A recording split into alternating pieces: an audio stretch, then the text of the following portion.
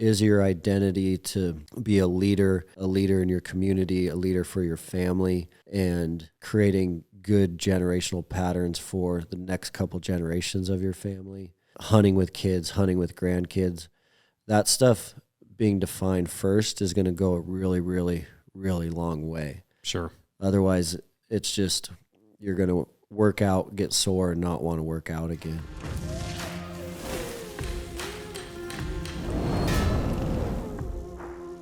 Awesome, man. Well, thanks for coming over here today. Oh, you bet, man. Bit of a long drive, but it was beautiful, though. Yeah. You're in Belgrade? We live Bozeman? Yeah, so Mtntough's in Bozeman. My family and I live in Three Forks, so we pushed out into the country a few years ago. So I have about a 40-minute drive each day to work, but it's nice and quiet out there. It's got to be nice. Isn't your location kind of by Four Corners now? Because you had a gym kind of there by Stone Glacier, right? There on the north kind of part of town by the interstate. That was pretty handy for you hopping off the interstate, I'm sure. It was, yeah. It's been interesting. We have kind of followed Stone Glacier around in terms of our facility, and it's been phenomenal because we're always working on different collaborations and projects with those guys. And I've known their marketing director, Lyle, for a long time, actually, since we were kids. So when they moved into that original building, we came in next door. And then when they moved into their new facility, we were kind of bummed because we were going to miss them really bad as neighbors. Yeah. But the same guy that built their new headquarters a few months afterwards came and asked us if we wanted our new headquarters next door. And so we were able to follow them about a year later, which was awesome. Yeah. Yeah, they're super good dudes. Yeah. Lyle's a great guy. Lyle's awesome. Yeah, he's hilarious. And it's cool, too, because in the hunting season, everyone passes through Bozeman on all these different trips around the country. It's definitely some sort of a hub. Yeah. And they all go to visit Stone Glacier. So now a lot of them will, swing by and let us know how Mtntough helped on their hunt. And it's really, it's a cool vibe, cool community, cool neighborhood. Yeah. It's such a perfect kind of marriage of, of businesses and the type of person, because obviously those guys are hardcore. Yep. Those dudes at Stone Glacier get after it. They do. Sheep hunting and elk hunting and everything that they do, antelope hunting, and some pretty serious in shape dudes in there for sure. Yeah, their company culture is impressive. How many die-hard hunters they've brought into their system is really, really cool and unique, and I think it makes them have a really amazing culture because you'll see them shooting their bows every day. You'll see guys coming in with animals every day. It's really awesome. That's it really starts with Kurt, started it, and it's interesting. He started that like 2 miles from right here in Frenchtown because he grew up here. Oh yeah. So like I remember his dad, Tim Roscoe, and I don't know how many people really probably know it, but his dad, Tim, was a legendary football coach. I don't know how many state titles he won here in Frenchtown. He's inducted into the Montana Coaches Hall of Fame, and wow, like his dad was hardcore. Yeah. So the fact that Kurt's hardcore, I mean, that apple didn't fall far from the tree because Tim, like, even as he was getting older and stuff, even today you see him. I mean, that son of a bitch is chiseled. Yeah. Like, he lived in the gym. Well, it's funny, too, because with the Mtntough lab being next door to Stone Glacier, it was always kind of one of my hopes and dreams that, like, Kurt would come over to Mtntough and train every day. Yeah. And he's so disciplined and religious and systematized. Yeah. Even though we're next door, he's still like clockwork, like on the minute. He gets into his truck every day and he goes to the Y and lifts. But he like writes his own routines, has his own system, never misses a single workout. And Kurt's the same way. Like there was that celebration 50-year birthday shirt that Lyle did for Kurt for Stone Glacier. Yeah. But he looks like he's like 32 or something. He's just like ripped. Yeah. Yeah. No, he's a badass. And I remember Tim telling me clear back then he was like, yeah, my kid's in Alaska doing this and that, and then he was in Hawaii doing this and that, and then he was telling us like, yeah, he's sewing some packs like in the basement or whatever, and he's starting this pack company, and he's working on a sewing machine, trying different stuff, and then he's prototyping it in Alaska. And I mean, it was like, oh, that's cool, never really thought much of it, and then what they ended up building is really cool. Yeah, it's amazing. Yeah. So with Mtntough, for people that don't know, I mean, you guys, and I actually don't know a ton about you guys, but I think I know enough to just be dangerous and get a few things wrong and a few things right. But, you guys had a public gym, right? But today you guys really don't do the public gym thing anymore. Is that right? It's kind of moved mostly all to online training. It has, yeah. So it's been evolution of the Mtntough business over the years, but it is much closer right now to the original vision than it ever has been before. So what was the original vision? So the original vision was to have mission-specific training for the backcountry hunter and military athlete available globally through digital platforms. But we also, two other very key components to our mission since day one has, number one is we always strive to be best in the world at mental toughness training. And so that has always been a component. But the second component has always been that everything we do has to be tested in a lab. Because there's a lot of different workouts and there's a lot of different fitness channels you could go down. But we wanted to make sure that if we're training hunters, that needs to be proven before we release it to the public. And if we're training special forces, that needs to be proven before it's taken out to the public. And so a lot of those original public gym type classes were tied into that lab concept.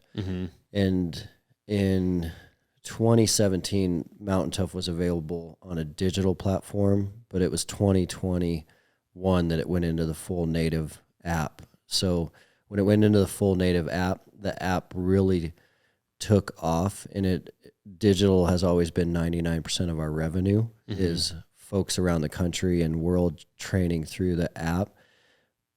We still have a lab. We still have athletes coming in every single day to test specific programs, but we had to back the public classes off because it was like running two separate businesses. Yeah. Yeah, that would be tough. I mean, not to mention the overhead and all of that, but like you say, you're really, I get it. We even with our company, with like being direct to consumer, and we haven't yet opened up like the retail stores, it's like a whole nother business. And we're not, I don't think we're ready to do it well. And I could see us right now, if we tried to do both, we'd probably do both okay, which isn't good enough, right? Yeah. So that would be, I could see that being tough. And my wife, actually, you met her out here, Jessica, when I met her, she was a fitness instructor in Missoula at the peak, and she'd been there forever. And I got a little behind the scenes kind of look at like what that's like and the difficulties, right? If an instructor doesn't show up and you don't know how many people are coming and the overhead with it. And there's just so much behind that, organizationally with employees, and it's a lot, plus the overhead of the building and everything else. I could see where it'd be a real challenge for you guys. Yeah, these entrepreneurship journeys are really fun and interesting and challenging because you do go through times and seasons where you want to say yes to everything. And then you go through times and seasons where you realize you're outside of your lane a little bit.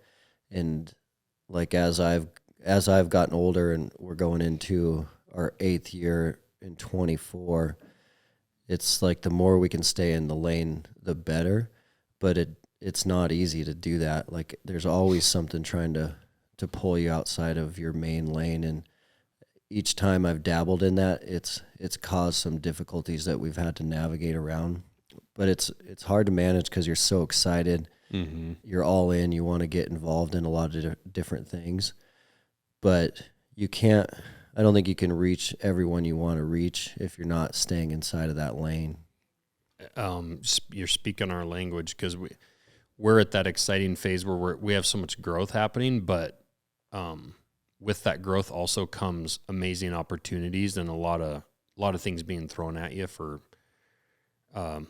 different options and different things you can do. And, you should make this and you should make that, and you could get into this and you could get into that. And individually they sound like good ideas, but then when you look at them as a whole and like, does it fit the core values of what the company was, the mission statement, right? And that's where you have to be like, no, that's not who we are. Mm-hmm. Like, especially not today. We don't have the capacity to do it, you know? Yeah. With that had to have been incredibly difficult.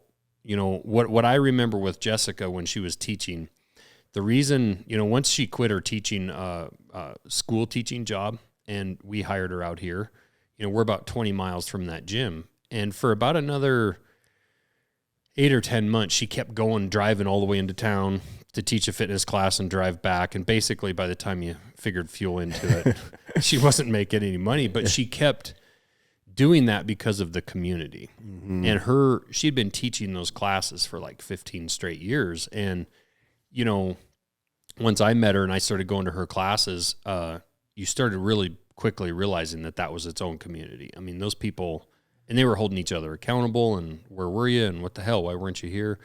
And that was the hardest thing for her to quit. It wasn't the fitness class, and definitely wasn't the gym. It was her people. Like, she felt she was letting down by not doing that anymore. So when you guys closed down your gym to the public, that had to have been difficult. Yeah, I would say it was one of the definitely top 3 hardest things I've had to go through in Mtntough's history. It was always the classes. So the way that it worked for Mtntough was we essentially since 2016 to 2022, so let's say 6 years, we ran 3 Mtntough classes per day. And it was the morning crew, the noon crew, and the afternoon crew.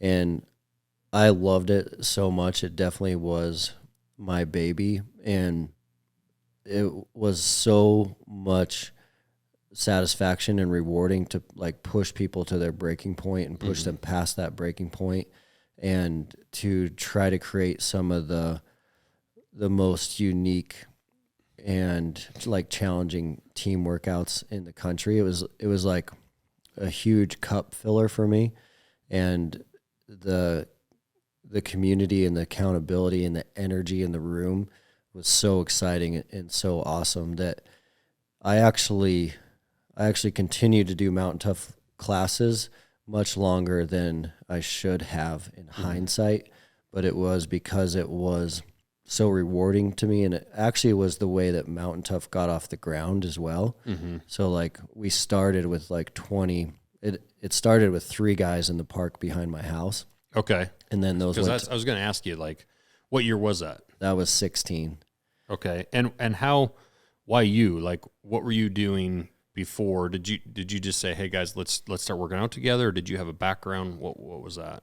Yeah, so the founding story is that I was a Montana kid, so I was born and raised in Billings, and I have a big family. We have a lot of uncles because my dad came from a family of 9, and it was 7 boys and 2 girls, and so we were always camping, always hunting. Imagine how many things were broken that was. I know.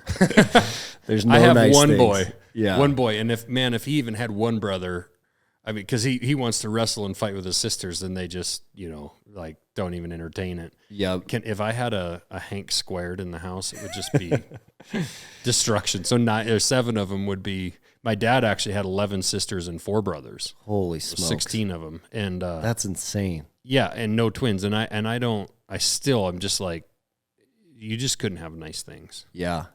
You're just surviving. Yeah. So I grew up just immersed in the outdoors. That's all that we did. And then that led into those high school and college years. I guided fly fishing, and we were just archery, elk hunting all the time. And that was my dad's passion. That was my passion. and it was a unique series of events that led to the first day of Mtntough. I got a business degree from MSU, and it was in a way kind of what the world was telling me to do, because I didn't really have a passion for engineering. I didn't really have a passion for some of the specialized degrees out there. So I was just like, business sounds good. I'm going into business. And that right away, you could tell where that would cause some problems with like my outdoor passions and my passions to be physically active. Like that business degree in a way was setting me up to be a little unhappy, because I continued to follow that traditional path where it was like business degree, got it, done. Well, I have a degree, so I should go right and get some sort of corporate America job. Right. Sit behind a desk. Yep. So that's exactly what I did. I graduated from MSU with a marketing and management degree, went to work for a really cool company, a phenomenal company. On paper, they were paying me an insane amount of money. It was a corporate America type job. We were interviewing Fortune 500 executives in like a think tank setting.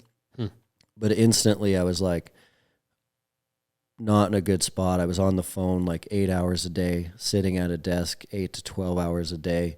And everything that filled my cup was outdoors and physical activity. And so I was kind of navigating through that. My wife was in a really similar boat. She kind of followed the exact same path that I did. She got a marketing degree. She was at an advertising agency. And we were both really in a similar situation where it's like, man, the world kind of encourages you to follow this path, and the world is kind of saying this is the path to success or happiness, but we were both super miserable. And what happened is our church did kind of a call to action. They were like, hey, we're going to go to Ethiopia and we're going to help some kids. We really need about 20 volunteers. And we both signed up for that trip. And we were just thinking, we'll go on this trip, we'll come back to work. And it was a 2-week trip to Ethiopia. And we ended up just working on the ground in a landfill for the full 2 weeks. So it'd be like equivalent to if you had a couple hundred kids living full-time in the Missoula dump. And so the kids lived there, they slept there, and the reason they were there is because the landfill had more opportunities to get food than if they would have lived somewhere else. And so, it was insane. And so we spent 2 weeks there, and what happened is we came home from that trip. We didn't have any kids at the time, and we were trying to reconcile like what we're going to do with our lives. We'd followed this path that didn't seem to quite make sense anymore. And so we decided to quit our jobs and just go straight back to Africa. And so Lindsay and I quit, and we went back to Africa, and it was a really, it was kind of this cool divine thing where we were miserable in Bozeman. We were kind of in a post-trip depression after that Ethiopia trip, because you're back in America and life's so good. So easy. And you just kind of saw what you saw. And I met a Bozeman guy that had been building orphanages in Uganda. I never knew that he existed, but he had a very similar story where he was a stockbroker, was really successful, went to Africa, and then ended up quitting his job and going right back. And he'd been over there for about 10 years with a headquarter office in Bozeman. And so we went to work for him. And that led us to his latest project, which was like a campus for rescuing Ugandans. Ugandan just went through this civil war where Joseph Kony's like this infamous warlord that he actually murdered around 600,000 people. Damn. But he did it using a lot of child soldiers. So we wound up at this campus of 240 kids, and about 200 of the kids were orphans from the war, but about 20 to 40 of the kids were actually rescued from being child soldiers themselves. Damn. And it was just like the most rewarding, cup filling, adrenaline pumping job that we ever could have imagined. Mm-hmm. It was a really cool setup. We had the 240 kids. There was a first aid type clinic. There was a primary school, a secondary school, and then there was a lot of things in place to teach the kids how to be entrepreneurs, because the founder, that was his big vision, is how can I help so that these kids aren't stuck in the orphanage system their whole life? And that got me fired up, because the whole thing was around how do you teach these kids job skills so that they can get out and start their own businesses. Mm-hmm. So we had a lot of agriculture projects, because that's big over there. So we had a pineapple farm. We had an egg production operation with chickens. We had a tilapia pond for a fish production business. And so it was kind of like you're teaching these kids these micro businesses all day and just trying to pour into them, and you're outside all day. Did they soak it up? Were they at all resistant to it, or were they like very appreciative of it and diving into it? Yeah, they soaked it up. They were super into it and appreciative of it. Of course, just like kids at home, like there's going to be some that are more into it than others. Mm-hmm. But it's I just wonder, with being that desperate and destitute, mm-hmm.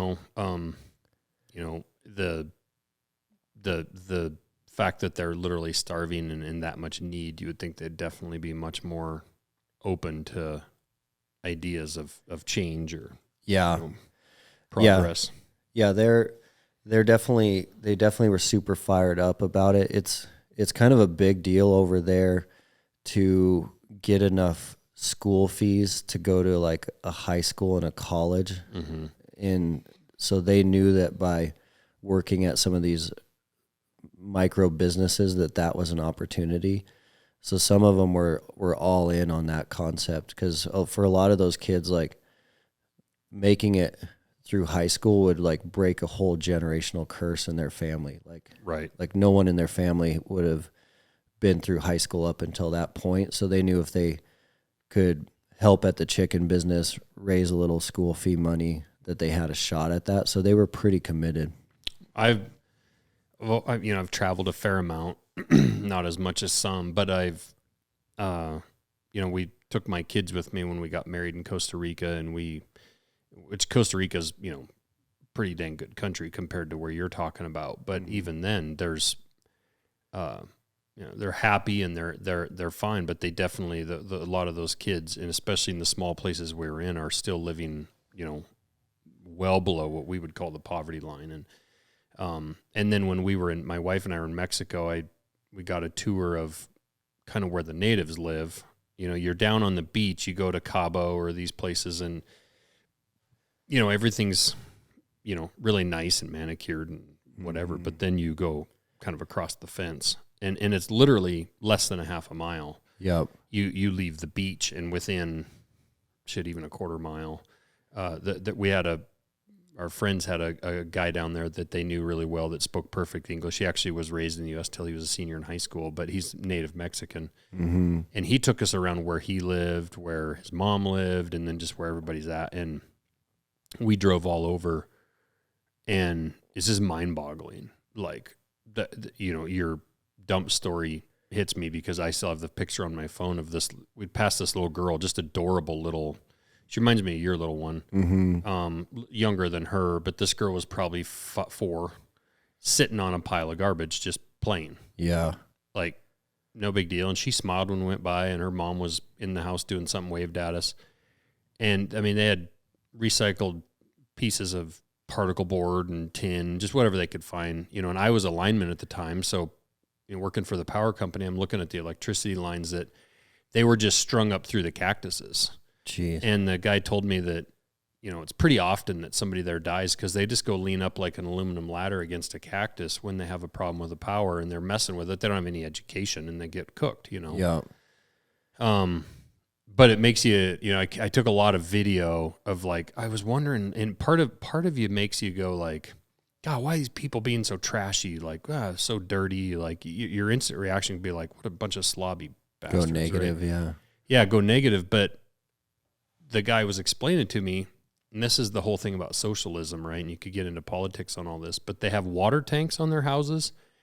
And you think about water and garbage. Well, the water and garbage are all through the federal government. And they're supposed to, garbage is supposed to come once a week. Water was supposed to come once a week. Well, somebody just pays off the government guy that's supposed to be filling the water. He doesn't go fill it.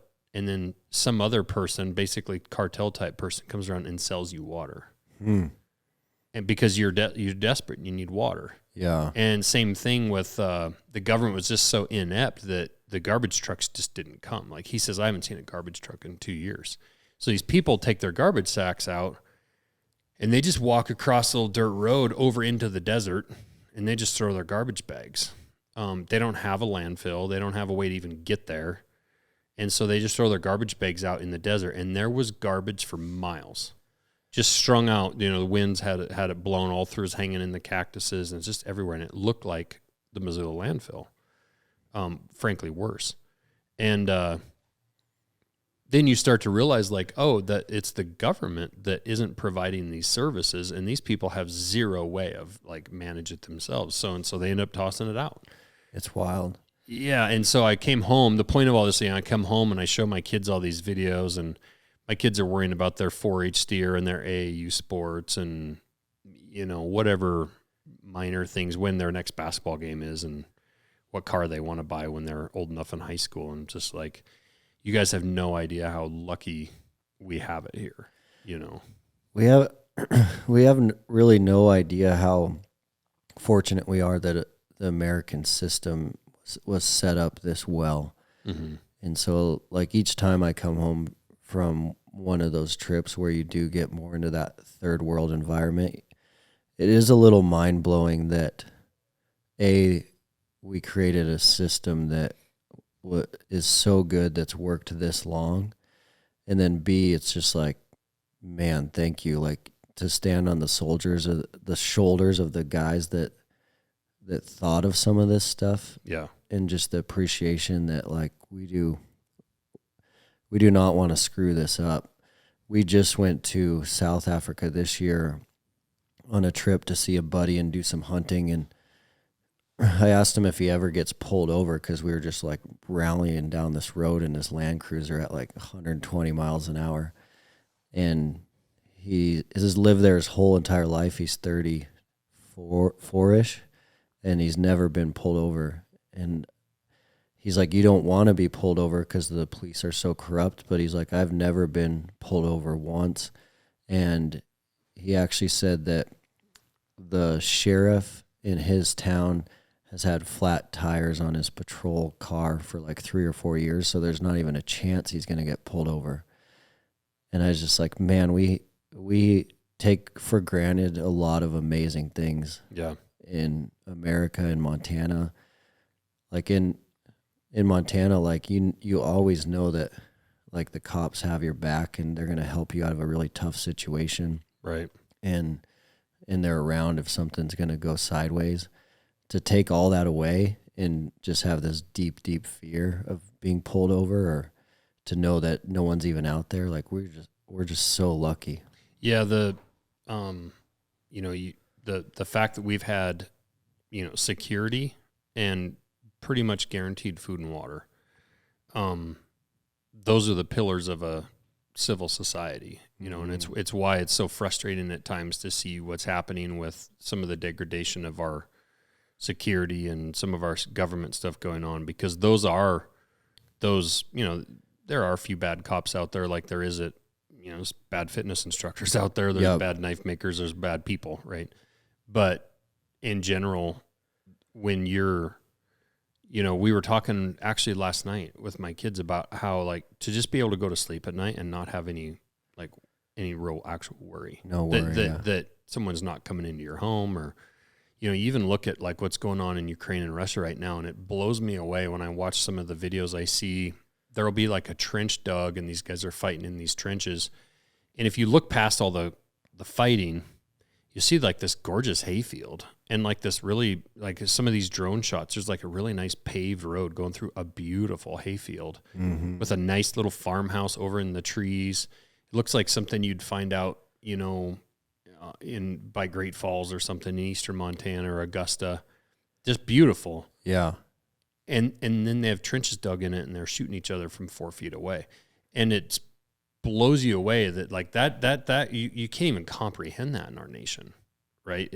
And that was a civilized, very beautiful farm country that just completely went to hell. And we don't have to worry about those things here until we do someday. But yeah, boots on the ground in America.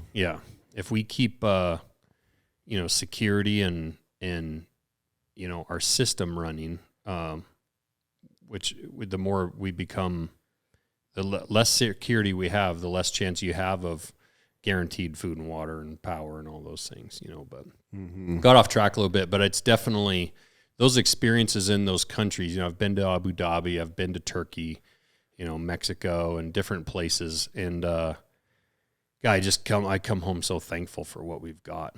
Yeah. You know? Yeah, I always come home thankful, and then I always come home with another weird kind of perception that's difficult to wrap your mind around, as well as a lot of those people in the poverty environments are really, really happy. And so even in that extreme poverty, they're typically way happier than Americans. I'm so glad you picked up on that, because in Mexico, with what I saw, I said that little girl smiled at us. The mom waved at us and smiled. Her daughter's playing on a pile of garbage. And everybody we met and everybody that we saw, and also they embraced their families like big time, like we don't around here. He even took us, like on part of the tour was to take us to the cemetery, and like they go there and they have barbecues and they celebrate their dead and whatever. But like his 4 boys were riding around with him, and they're in their 20s. But they're just so family oriented, but they don't have much. So the only real place they have that's joyous is their family. Community. Yep. Yeah, community. It's huge. Yeah. Yeah, it's interesting.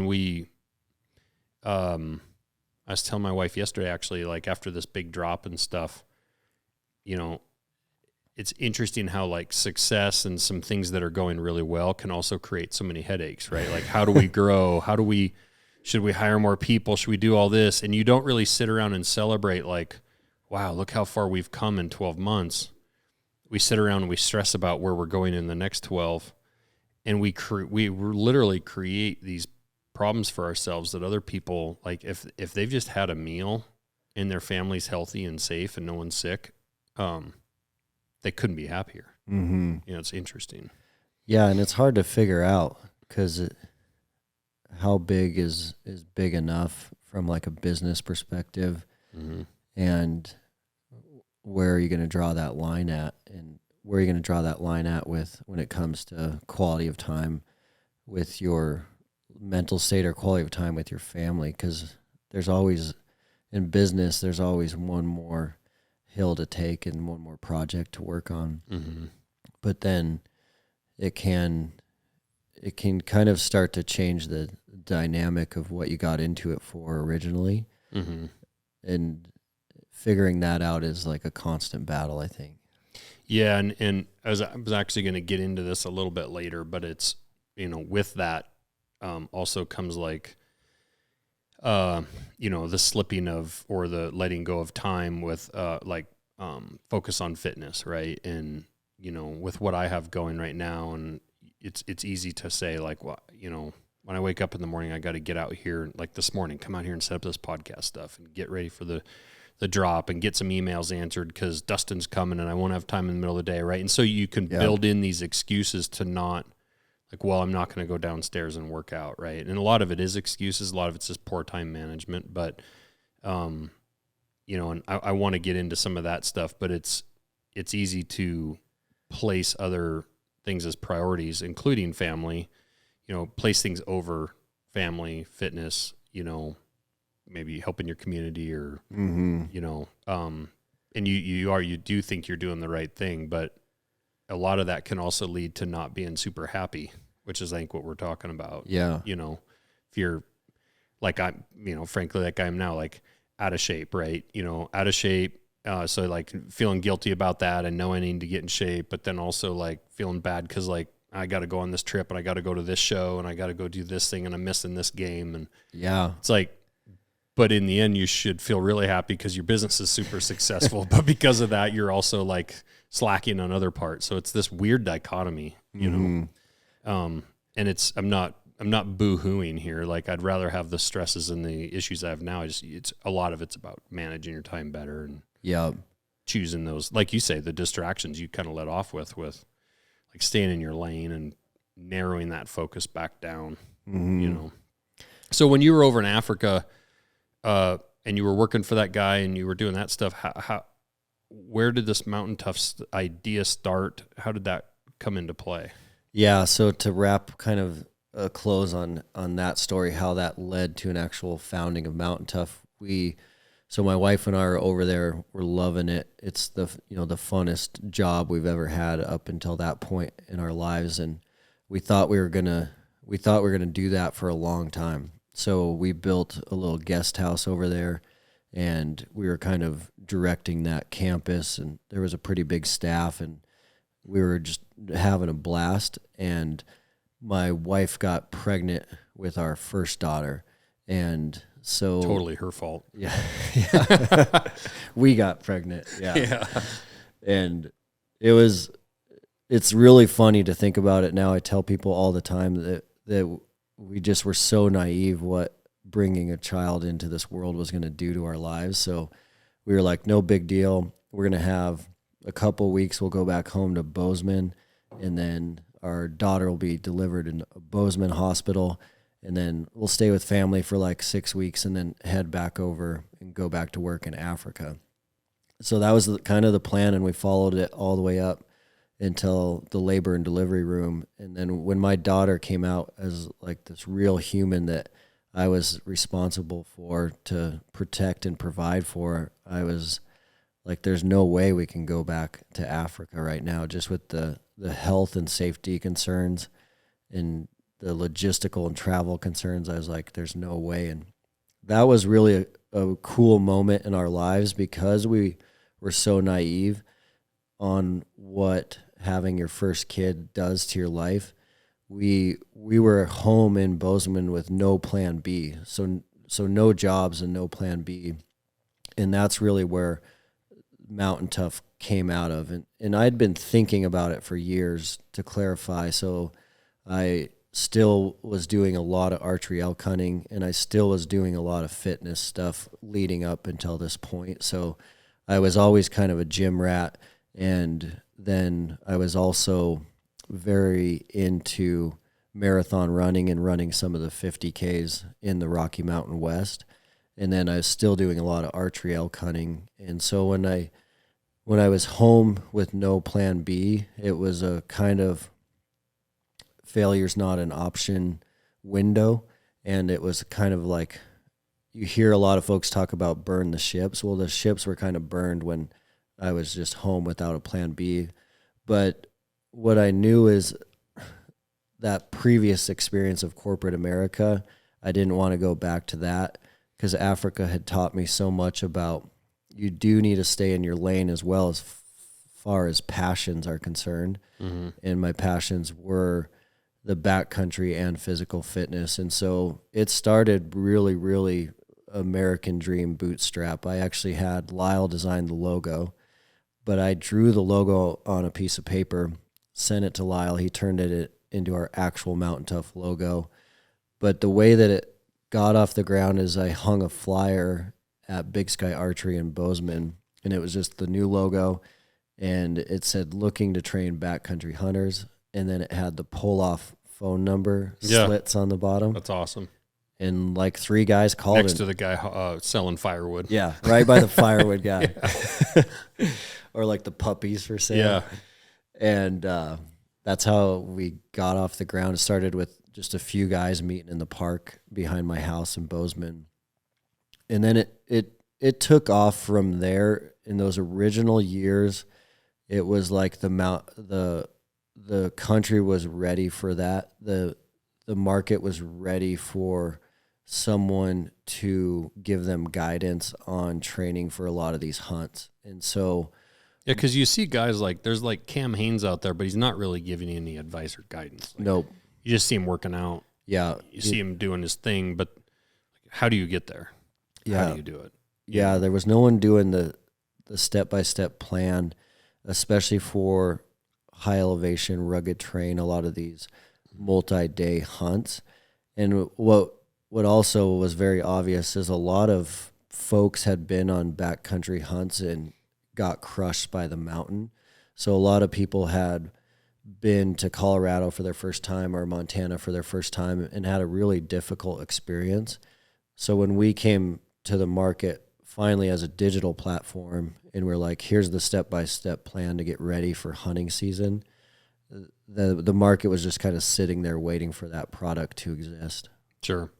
Yeah, and I've you hear that so much from, and I didn't really, I kind of disrespected our own mountains around here because like we're out here in Missoula, I grew up in Lincoln.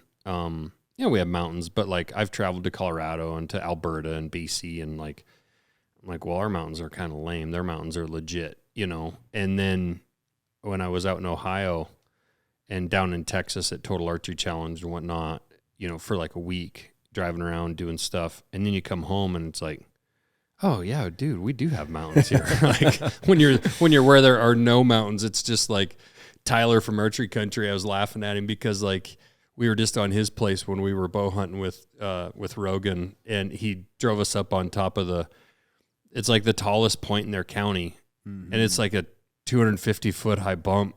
Like it's just this like knob, That's their mountain. Yeah, and I was like, this is literally the tallest point in this entire county, and it's like something to be proud of, and we were kind of laughing about it. But hey, you come home to here and it's like, okay. And so those people like that, they, from Ohio and Iowa and whatever, they've been, whitetail hunting in a tree stand or hiking around doing what they're doing. And then they get out here, and even in mountains that I don't consider huge, our 6,800 feet or whatever here that we can climb up to, just crushes them. Because how do you train for that when you live around nothing but cornfields? It's a big difference, and it's really intimidating for a lot of folks. Like a lot of folks won't book that first trip because of that intimidation factor.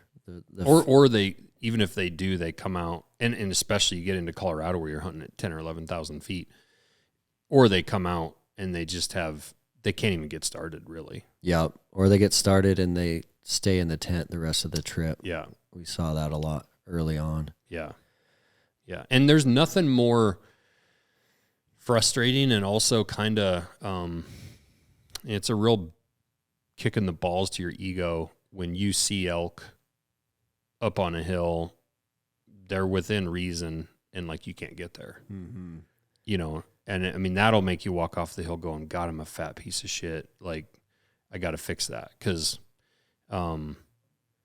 there are a lot of times you see stuff you can get to, or somebody could get to, but it's just like, I can't do it, or you definitely don't want to be that guy in the group. Yeah. Letting your hunting partner down's a big one. That's big. And I think that's why we spent so much time at Mtntough building that mental toughness as well. So that was always in the original recipes, and it's even more so today. And so the company has evolved a lot, where today we spend a lot of time within the app through all the content we're producing, making sure that we're looking at each customer from a very holistic point of view. So we spend a lot of time on the physical programming, but then we're also baking a lot of mental toughness training into the physical programming without folks realizing it. So I want to pause on that because I want to actually get into that, but I want to go back. You and your wife, we're in a few guys in a park. Mm-hmm. Did you have any? You didn't really have like a fitness background from an actual training standpoint, right? So is that when you kind of started like? Did you do a lot of reading, or did you start just a lot of learning? Because like, how do you go from being a guy that's just lived in the gym to being like into the science part later on? Yeah, what was that transition? Because I look at it very similar to myself, where like I was a knife maker, right? I was a custom knife maker, That would be the equivalent of you just being a gym rat. Mm-hmm. But that doesn't mean that you're a fitness scientist or that you're ready to have a big app and a bunch of people follow you. And for me, I wasn't ready to have a large scale manufacturing process. Yeah. Like I know how to make a good knife, and you know how to get in shape, but like, how do you scale that up and how did you build that? Cause for me personally, and I still do a ton of this, researching, reading, watching other videos, and just trying to gather as much knowledge as I could from different areas. What was that kind of time period like for you? For sure. That's a really good point. So my experience was once I saw it, so my wife wasn't out there on the ground with me. She's always been behind the scenes. But when the park sessions started getting some momentum behind them, I knew that Mtntough, this idea, had legs and was going to go somewhere. Like you could feel it, and you knew that we were on to something. Mm-hmm. But you're spot on. Like I wasn't a certified trainer, so I went and got that done.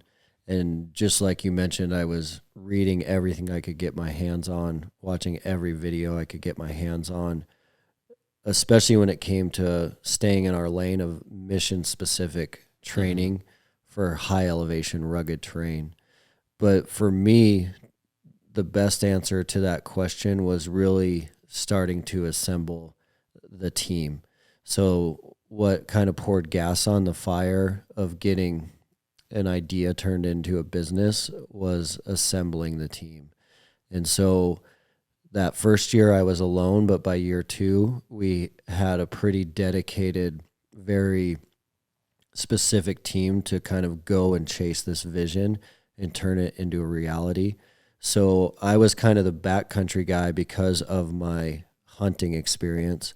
But right away, we brought on board a Lieutenant Colonel Army Ranger, and his whole focus was that mental toughness side. Yeah. And then we also right away brought on a legendary trainer that had helped some folks like on Everest and K2 expeditions, just a legend, personal trainer one-on-one. He'd been in Bozeman a long time.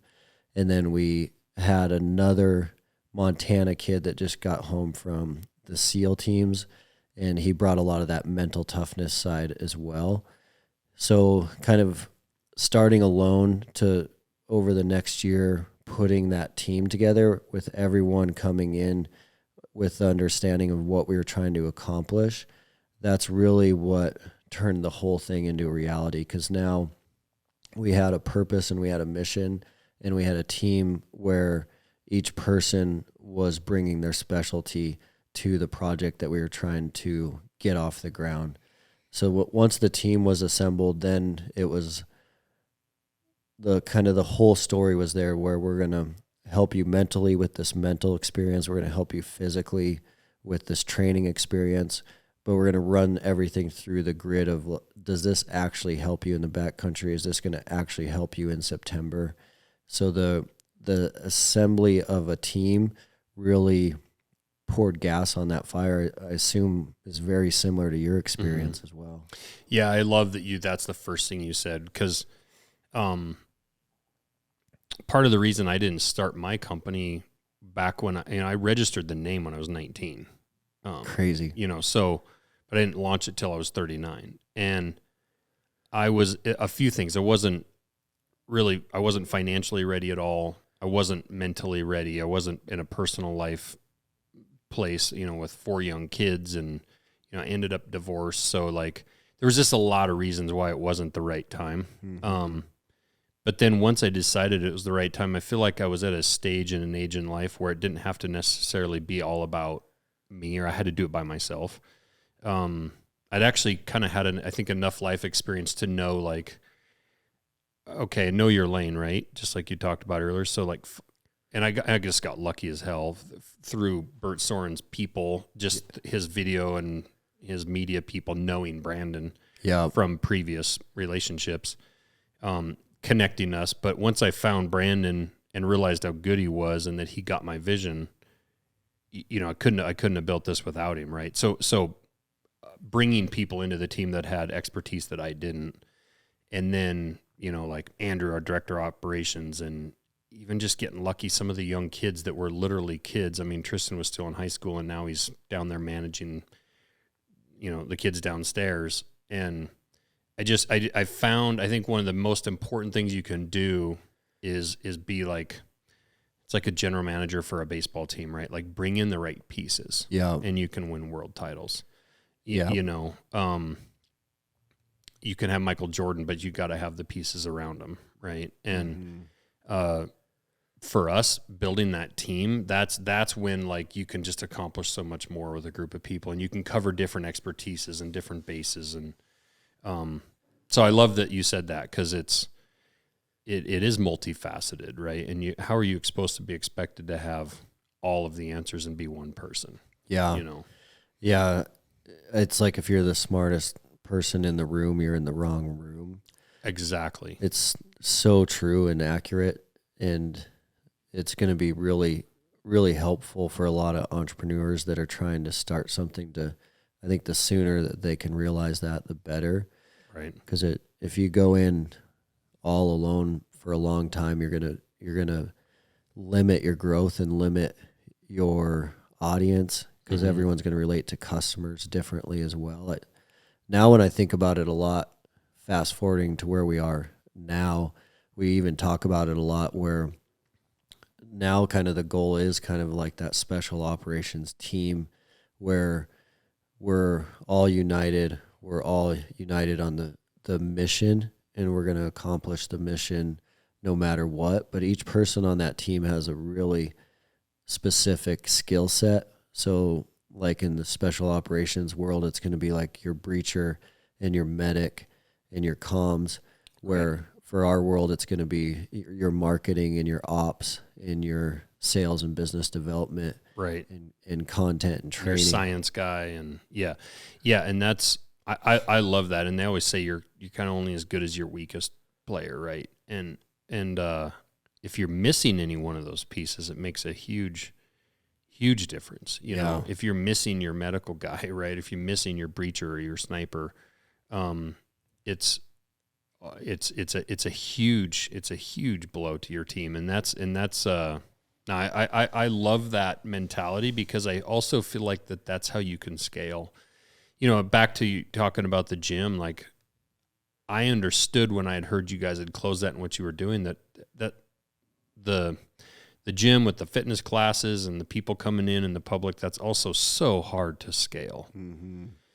You know, and you can say like, well, we're going to start a branch in Missoula, and then we're going to start one down in Denver, and we're going to start one over here in Salt Lake. But like there again, you have to have the people to run it. You have to have the capital to invest in it and all the equipment. And you have to have people who treat it like their owners in every one of those locations. That's hard to do. Yeah.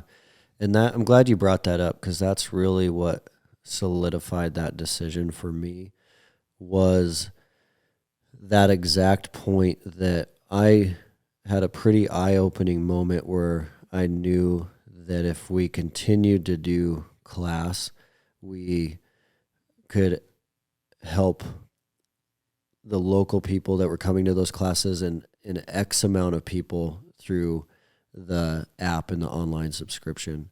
Our Mtntough's huge goal right now is to help 100,000 consumers by November of 2026. Mm-hmm. And we say help because we define ourselves as much more as a fitness app. We're really helping a lot of people completely transform their lives because of the holistic approach.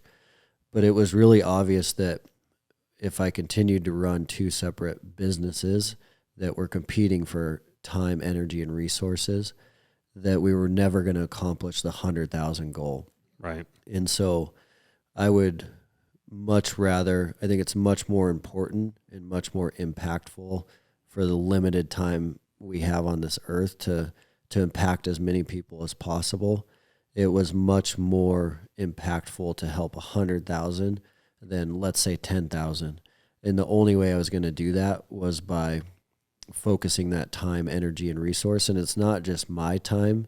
I think when businesses get outside of their lane, it's actually it's a huge drag on the team's time as well, because maybe the team's not working on that second side project, but the distractions in the office and the energy is just enough to change the whole dynamics.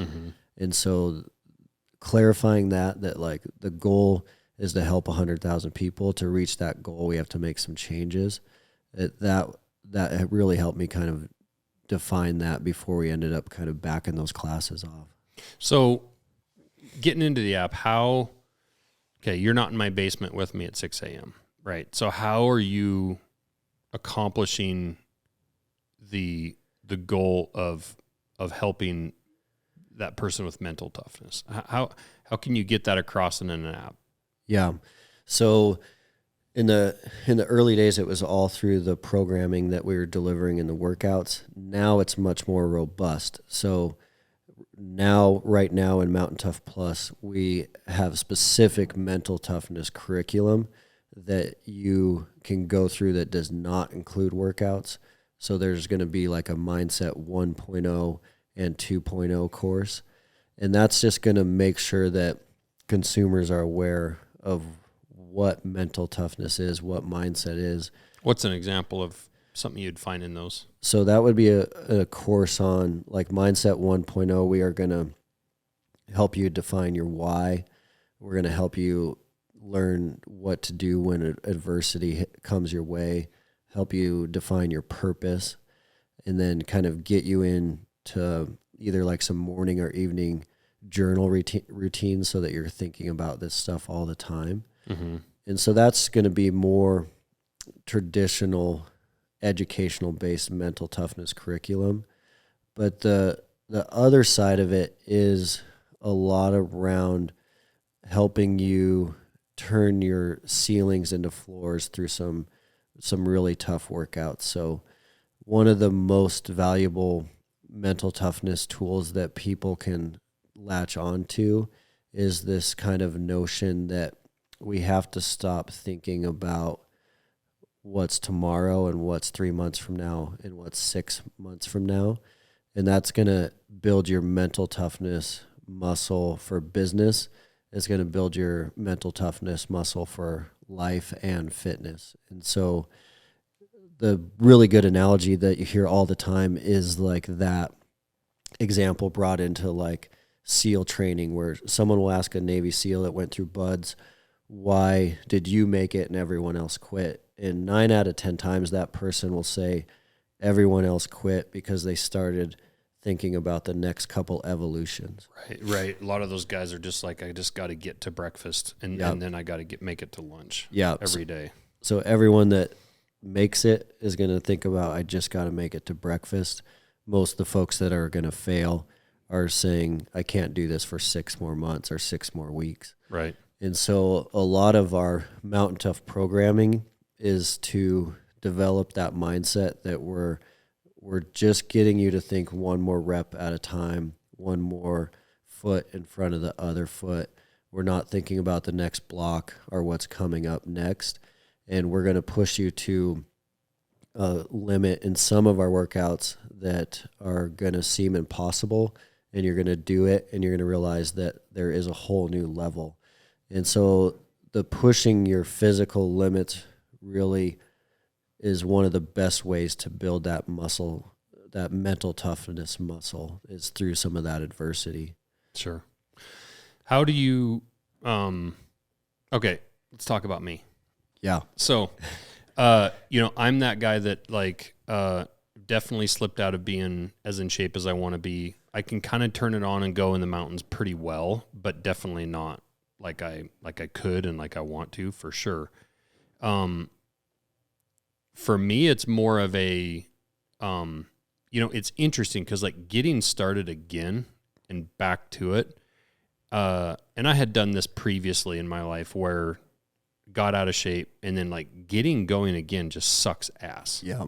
Right. And all I can think is you are the biggest piece of shit. Like you're such a piece of shit when you're like down there, you're working out and you're like tired and like you used to do some of this stuff as just like a warm up. Right. Where do you start somebody, middle-aged, 20 pounds overweight, just kind of out of shape. Do you start slowly and build in? Do you have different levels? And how do you get someone to break through? Because to me, it's that first 4 to 6 weeks. Mm-hmm. Once you're through that and a lot of that soreness is gone, and you start to actually, because that's a long enough period of time to start to see some results. Like, oh, I only did 2 pull-ups and now I'm doing 5, and 10 burpees was hard and now I'm doing 25, right? Yeah. Or 20. How do you start somebody out, and do you kind of ramp them in, or do you guys pour gas on it right away? I think it's helpful to back up and answer a couple things that really, I think, will change the game for you, that change the game for most people, that most people don't consider first before they get back into the gym. And if they don't work on these 2 things, then they usually fail. So it would be really helpful to start with some identity stuff. So if you start with identity, I'm a male. Yeah, I know. I'm glad we cleared that up. Okay. No, so identity is gonna be what allows you to stay consistent for the next 25 years.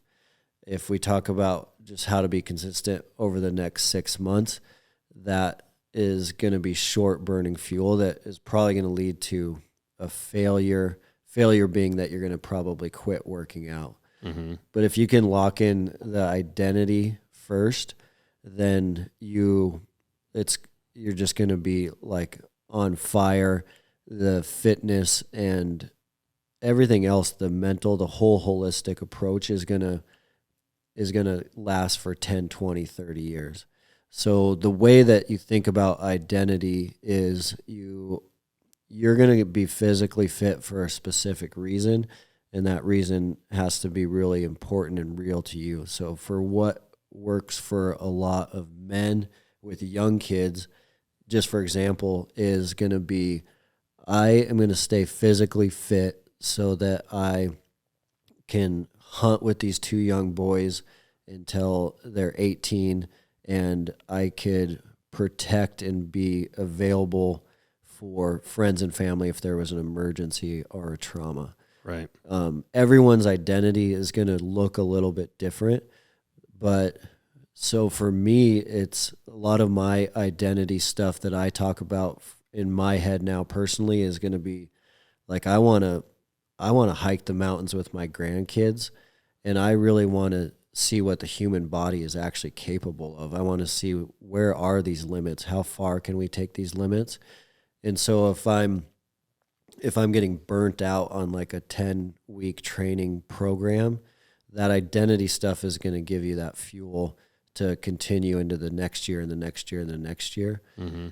So I think I would definitely recommend you start with a little bit of that work. Like, is your identity to be a leader in your community, a leader for your family, and creating good generational patterns for the next couple generations of your family, hunting with kids, hunting with grandkids. That stuff being defined first is going to go a really, really, really long way. Sure. Otherwise, it's just, you're going to work out, get sore, and not want to work out again. Right. Kind of figuring out your why. Yep. The second thing that completely changes the whole entire game for most people, and it's extra powerful if that identity stuff is done first. But the second thing is, they call it the Spartan effect, and it's just, you got to put something kind of challenging on your calendar. Mm-hmm. And so like next weekend, I'm going to go to the High Rocks in Dallas. High Rocks is this new thing that came out of Europe where they're saying it's the World Series for functional fitness. And so you have to be really strong, but you have to have really good cardio. Mm-hmm. And I just sign up for that stuff because it adds like this whole new layer of excitement to your training. But the Spartan effect is psychologically proven that the second you put something difficult on your calendar, it's not that hard to wake up early anymore, or it's not that hard to block off time on your calendar anymore, because you know this daunting challenge is coming that you don't want to fail at and that you don't want to hurt too bad. Right. So most people are going to go to like a 10K, 5K, half marathon, a trail race, Ironman, half Ironman, or you'll see a lot of mountaineering type climbs. Yep. But just deciding on one of those events and putting that event on your calendar, you do have to go one step further and actually register for that event. Mm-hmm. But if anyone is looking to change their fitness habits and they work on their identity and register for something a little bit more difficult than they think they're prepared for, then that whole process becomes 100 times easier than if you're just trying to white knuckle it. Right. That makes sense. How much time and emphasis do you guys put into the app into like diet and food stuff? We have quite a bit. Yeah. So we're focused on nutrition. We have Eat Mtntough nutrition program inside of the app that helps people sit down and build their nutrition plan based on their goals. We do have a brand new one coming out January 1st. So there is a lot of nutrition content in there, and nutrition is so important.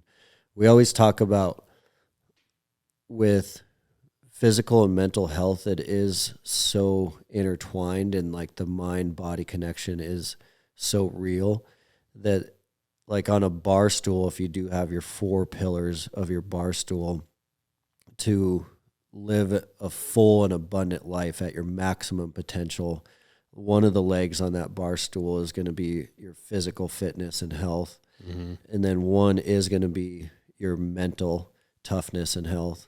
And then certainly for us, we're big believers in one is your spiritual health, and then one is nutritional. So if you're crushing it in the gym, but you're not crushing it in nutrition, then that bar stool is going to tip over. Or you even see where someone is really physically crushing it in the gym, but they're not paying any attention to mental or spiritual health, and that bar stool is going to fall over. So it's definitely a holistic approach. Sure. Yeah, there's 2 things for me that I that I struggle with. You know, my wife came from the fitness background, so like every night when we go to bed, she sits there for the first 5 minutes or whatever, and she writes out her workout for the next morning. She has that background. She has that knowledge and understanding of like tying different things together, different movements, different goals she's trying to achieve for her body or whatever. You know, the average person doesn't have that. So like myself, I tend to walk down there without a plan. Like we have a pretty nice gym in our basement, a couple of Sorinex racks. Well, not Sorinex racks. We have those off-grid racks, but they're actually pretty awesome. Yeah. Could do a lot with them. You know, an assault bike down there, and a regular bike, and a treadmill, and a pull-up bar, and then you know kettlebells and stuff like that. So we've got plenty down there to crush yourself if you want to. It's the going down there and just not knowing really like, well, I guess I'll do some of this and I'll do a little of that, and fuck, I don't know. I don't know what I'm doing down here, right? And and you end up not doing. You know, what I loved about when I met Jess and I started doing her classes, and I had a huge, you know, I got in really, really damn good shape through her classes, was you could just walk into that class and just do what she told you to do. You know, hers was more of a, she called it like gym class heroes, but it was kind of a boot camp. So cardio mixed with weights, you know, and you could be a little old lady in there with 5-pound weights, or you could be a dude in there with a bar and a fair amount of weight on it, and then it was high rep, you know. So you know that 45 pounds on your bar, you were going to destroy yourself if you went hard, you know. So it wasn't heavy weight, but those are so popular because you walk in the gym and you know sleep in your eyes and yawny, and pretty soon you're warmed up, and the next thing you're just following, and then you're done. Yeah. And it took no thought or effort into planning, right? So with an app like yours, I have to imagine that stuff's all done for you. Where do you guys just have every day this leads into this, and just every day a guy can just walk in the gym and just follow it and not really have much planning and thought into it? Yeah, we got to get you going on our MGDs. So our MGDs are minimal gear dailies. And we actually started them for that exact reason of like, what would a product actually look like if you were going to replace a class, like someone's really good class, and deliver that same experience through an app. And that's what we did last year with MGDs, and it's easily one of our most successful and popular products.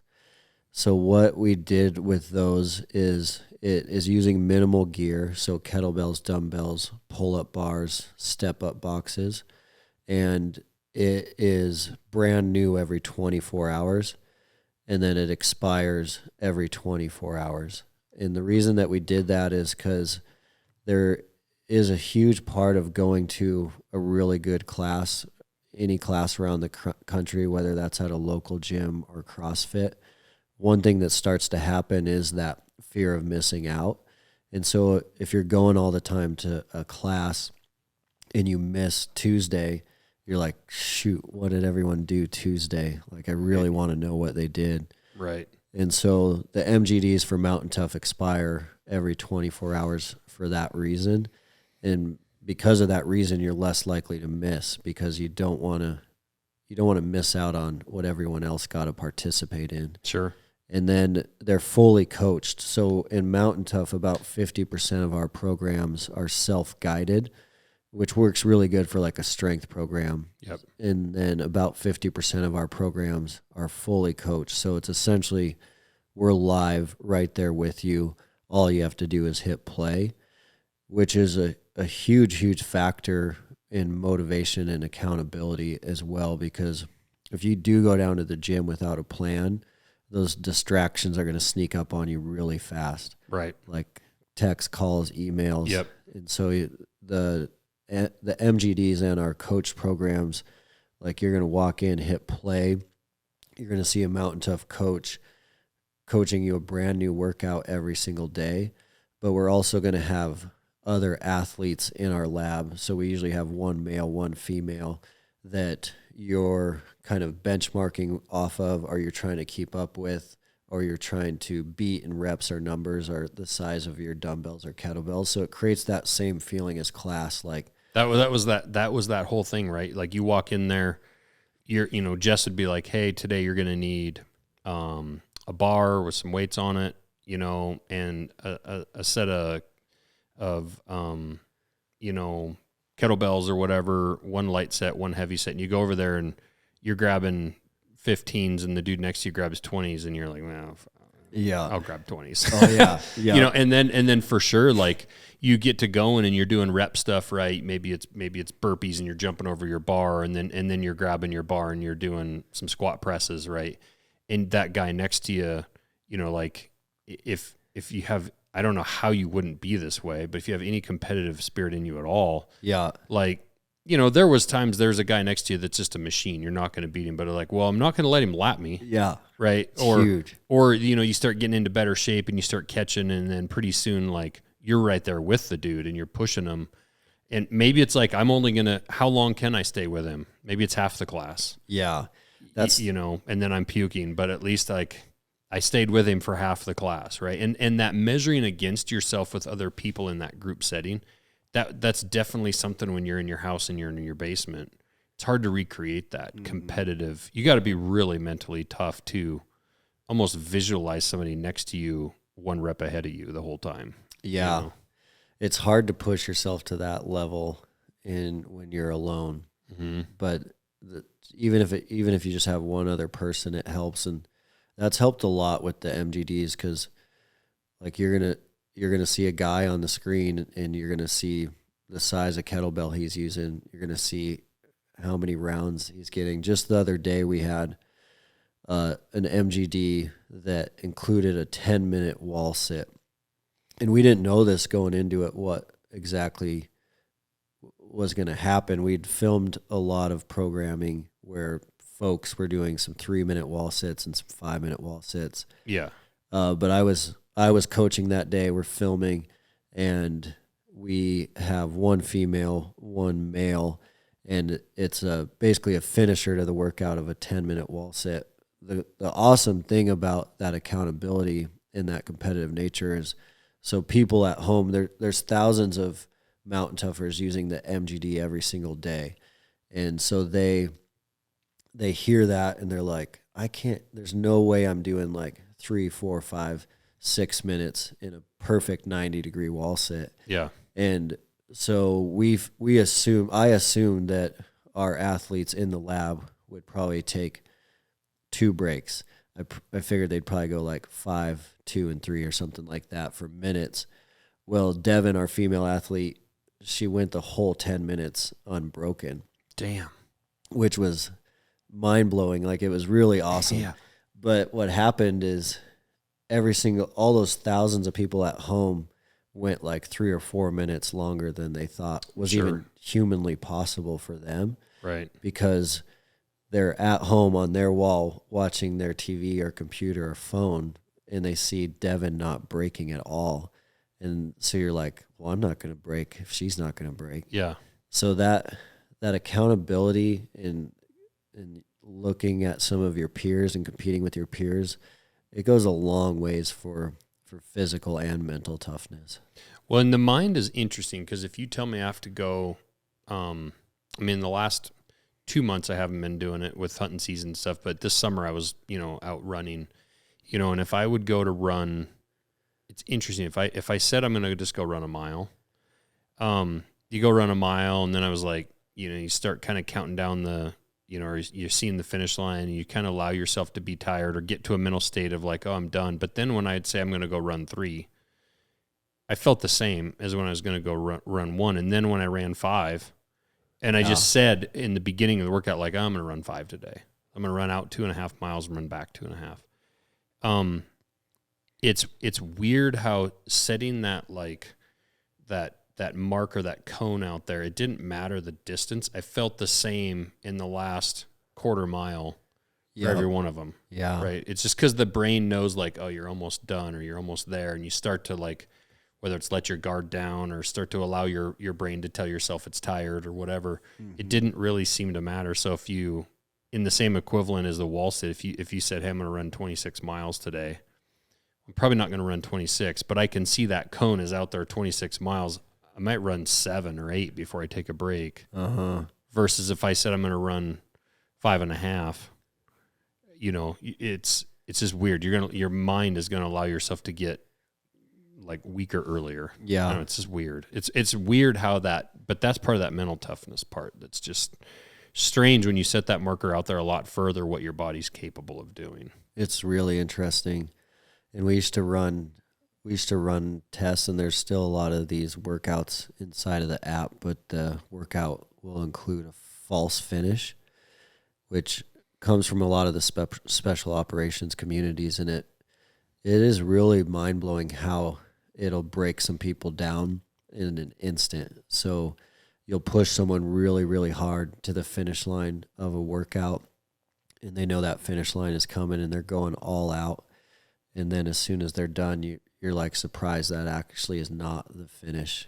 And when they do not know where the finish is at, the mental breakdowns happen right away for people that aren't thinking about any of that mindset stuff.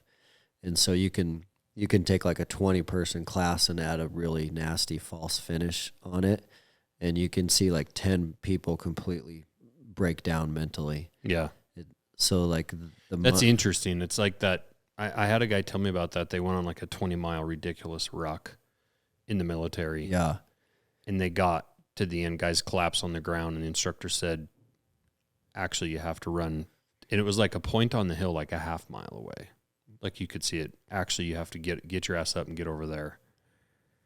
And he said a couple guys quit.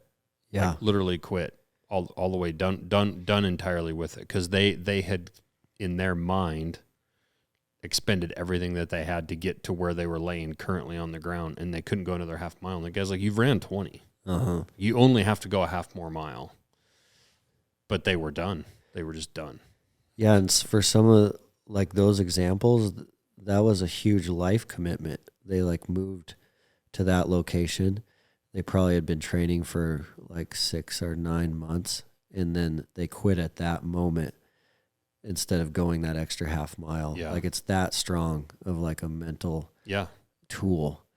And I think that's why it's so powerful everyone should start trying to shift that tool to, can I make it one more step, which is hard to do. Like all of us are guilty of thinking about work tomorrow, our finances tomorrow, our finances 6 months from now.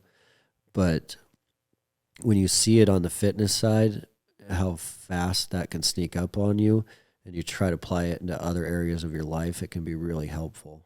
Because it's the same thing where it's like, if I do a 20-mile ruck and I finish and you tell me I have 6 more miles, if I'm not in that 1 foot in front of the other mindset, I'm going to have so much fear and self-doubt come into my mind. And it's exactly, if I tell you, like, you're going to have a big financial crisis in 6 months, that same fear and that same doubt is going to feel exactly the same and paralyze you. So it's like all these tools are kind of really helpful to apply in other areas of your life.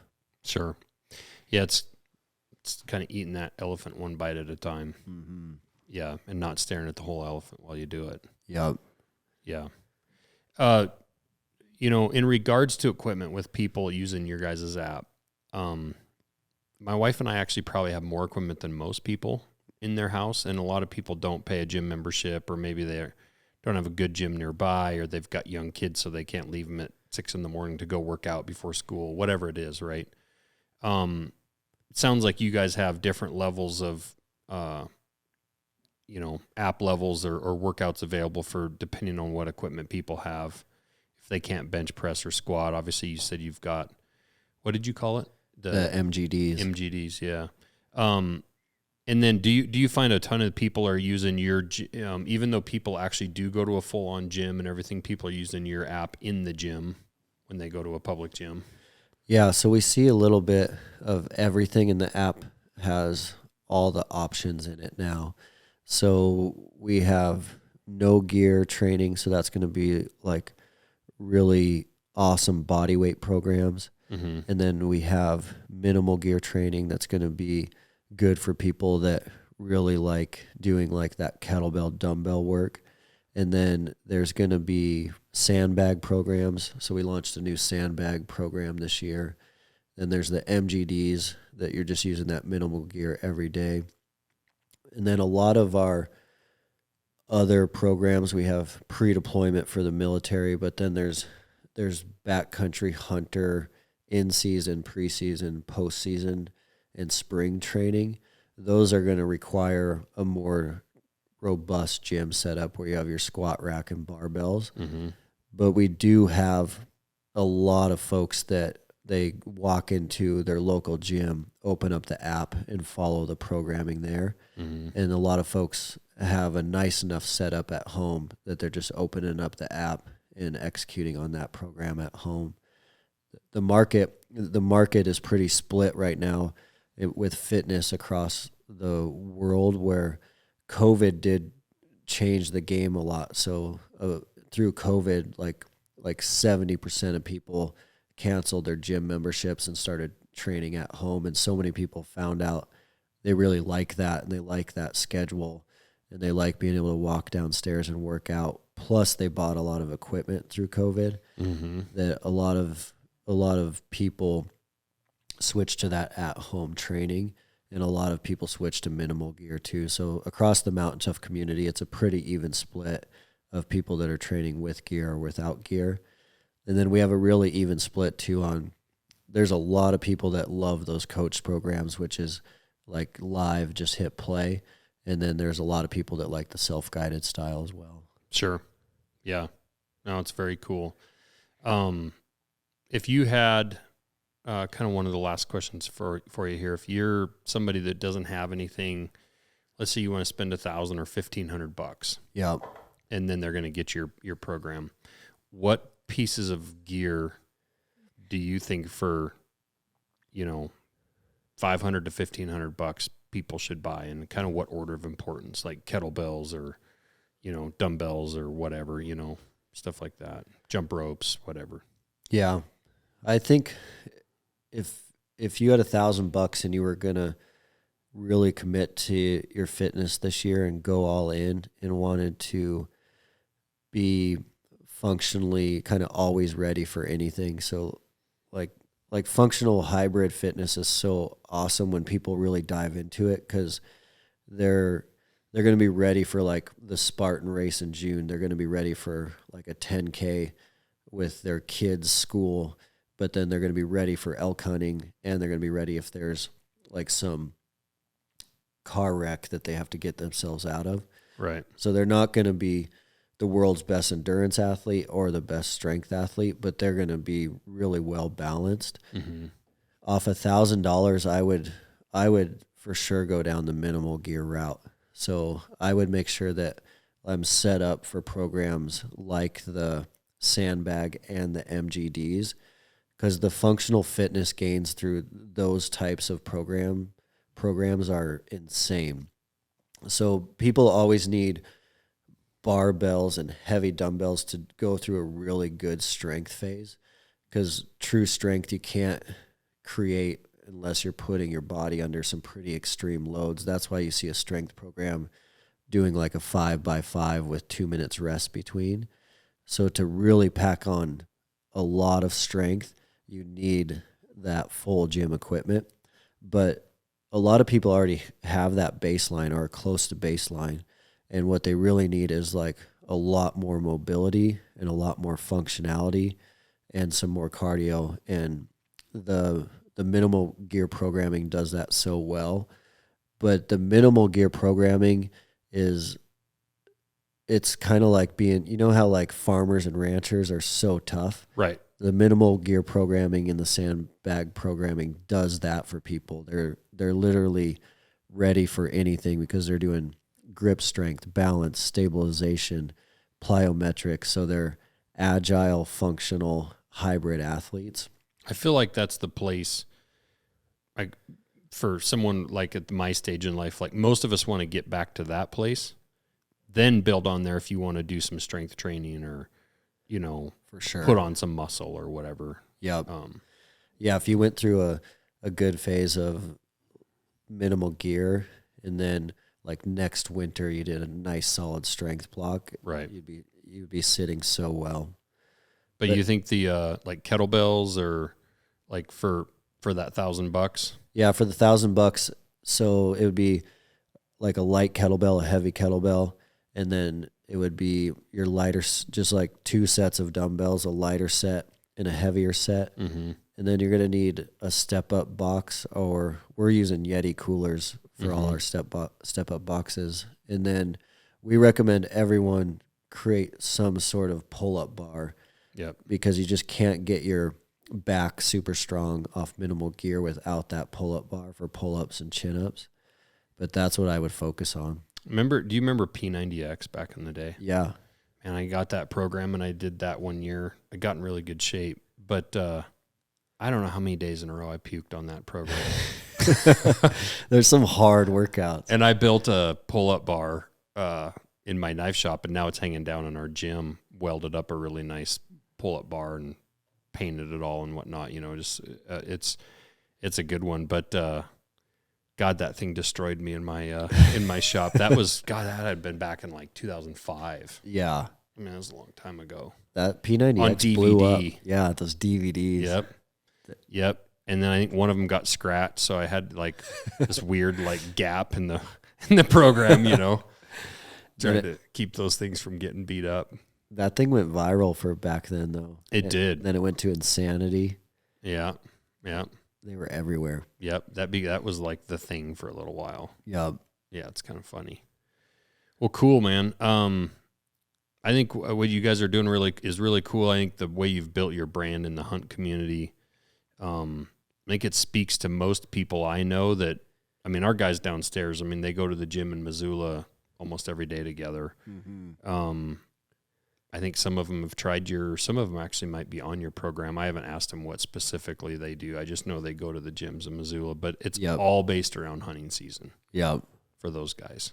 That urgency. Yeah. I feel like we have a similar-ish culture to Stone Glacier as far as like, I've always said I want to have people work for us that are core end users, you know? Yeah. That are actually doing the thing. And when our customers see pictures on our website, or if they follow some of our, that's actually why we highlight so many of our employees on our social media stuff that we do, or on our vlogs on YouTube and whatnot. Is I want people to be able to follow Tristan or Melissa or Andrew or whoever, and see that, like, oh, that person that works at that knife company is also like doing the thing on Saturday. Yep. They're out hunting and they're backpacking and active people. So awesome. Yeah. And it creates a cool culture downstairs, because they've even raised each other's levels.